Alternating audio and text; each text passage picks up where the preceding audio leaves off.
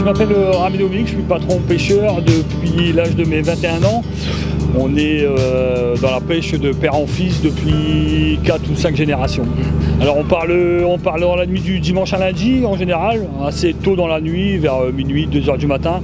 Et puis quand tout se passe bien, la pêche est bonne, on rentre le vendredi matin, le vendredi midi, on est chez nous en général. L'équipage est constitué de 7 personnes, mais on effectue un roulement, on est constamment 5 en mer, ou 6, suivant l'abondance du poisson, suivant la saison. Et puis on fait un roulement avec 2 qui prennent des repos à terre. On est pratiquement tout le temps dans le détroit du Pas-de-Calais. On doit aller 4 heures de route au maximum. Ça nous arrive de descendre sur Cherbourg et à une partie de l'année, mai-juin, où on monte sur les côtes anglaises dans le nord, faire la saison du maquereau. Le département du Pas-de-Calais, c'est un beau département littoral. On a quand même la chance sur ce beau littoral d'avoir le premier port de voyageurs de France à Calais. Nous avons le premier port de pêche de France à Boulogne-sur-Mer. Et puis nous avons également notre port départemental à Étaples-sur-Mer. Donc ça permet aussi d'avoir véritablement ce grand lien avec le littoral et forcément avec le littoral, avec l'économie bleue. Cette économie bleue, elle est développée. Si on regarde le port d'Étaples, c'est un port qui est, je dirais, multifonction. Si on regarde le premier port de pêche de France, Boulogne-sur-Mer, eh bien c'était évident que nous devions accompagner notamment ce développement économique et cette économie bleue, notamment à travers l'outil que représentent à la fois les bateaux, que représente aussi tout le centre de transformation qu'est Capécure, et avec ces entreprises multiples et variées. Et donc l'idée de l'appel à projet pêche, notamment, que nous avons initié au département du Pas-de-Calais, eh bien, c'est de permettre à la fois l'innovation, et on le voit notamment sur des techniques de pêche, sur de l'amélioration aussi, notamment sur l'économie sur le fuel. Ce sont aussi des technologies nouvelles qui sont mises en place. C'est un accompagnement aussi social des marins pêcheurs, notamment, avec des améliorations de la vie à bord. Nous avons un appel à projet, par exemple, qui permet, c'est tout bête, mais d'avoir des bottes et des gants qui soient chauds, qui soient réchauffés et séchés. C'est important pour le marin chaque jour de se dire que son matériel va lui permettre de rester au chaud, notamment dans des conditions qui sont quand même particulièrement pénibles quand on est en haute mer. Et puis également les entreprises de transformation qui permettent notamment, comme je disais, l'innovation, les économies d'énergie, les économies d'eau, de fluide, et puis également d'améliorer l'outil de production. Pour la petite histoire, une autre entreprise qui nous faisait part du fait que grâce à l'aide du département, elle avait pu investir dans une machine qui lui a permis notamment d'aller conquérir le marché italien. Et avec cette conquête du marché italien, elle a pu conforter son activité, sinon je pense qu'elle n'aurait pas continué. Et le fait d'avoir pu conforter son activité lui a permis de s'ouvrir aussi de nouveaux champs. Et donc voilà, on sent que cette aide du département, qui est une aide qu'on veut simple, qu'on veut pratique, elle permet d'emblée des investissements. Et donc je le pense, j'en suis persuadé, finalement de conforter ce bel outil qu'est la pêche, l'halieutique, et puis également tout ce qui concerne l'aquaculture. Oui, on va essayer avec mon fils qui a 21 ans, on va essayer d'acheter un deuxième bateau et on va essayer de pratiquer ce qui s'appelle la pêche en bœuf. Alors là, l'intérêt de cette pêche, c'est l'économie de gasoil. Le gasoil est un véritable problème pour nous avec la flambée des prix. On va dire que quand on part en mer, le souci principal, c'est la pêche. En deuxième, c'est vraiment le gasoil qui peut influer sur nos choix tactiques pour la pêche, parce que on hésite maintenant à se déplacer d'un endroit à un autre vu la quantité de gasoil. Et là, c'est un véritable fléau. Avec l'aide du conseil départemental, on fait un essai sur cette pêche dite en bœuf. On avait tâté le terrain il y a 4-5 ans. On avait réalisé d'importants gains d'énergie, de l'ordre de 30%, mais on n'avait pas la technologie. Cette technologie coûte cher.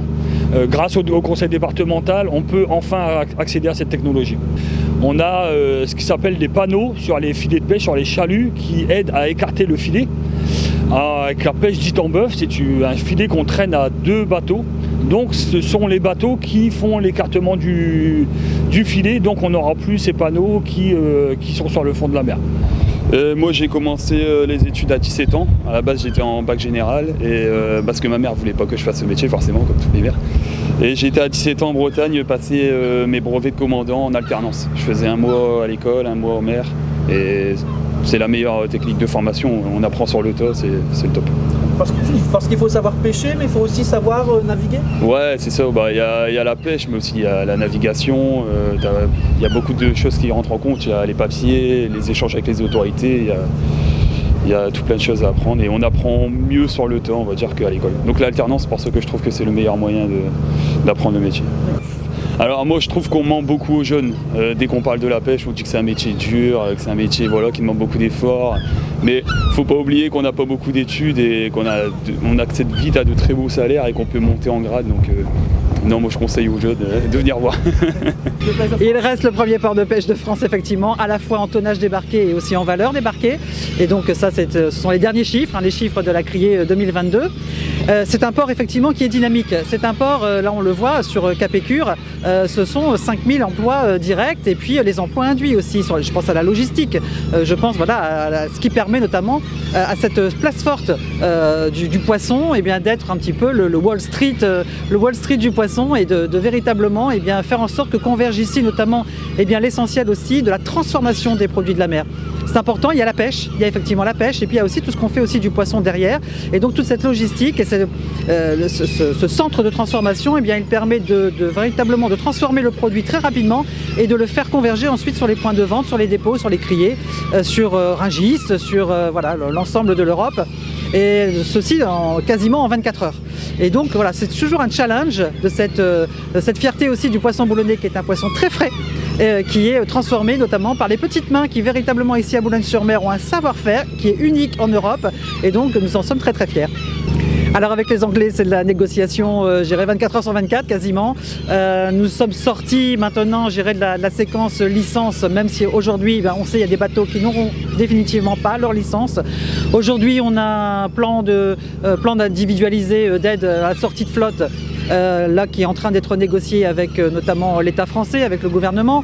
C'est pas facile non plus, il y a parfois des incompréhensions sur des bateaux qui ne sont pas retenus, qui pourtant cochaient toutes les cases, notamment les critères de pêche dans les eaux britanniques. Donc on est un petit peu aussi sur le qui-vive et en attente notamment des retours.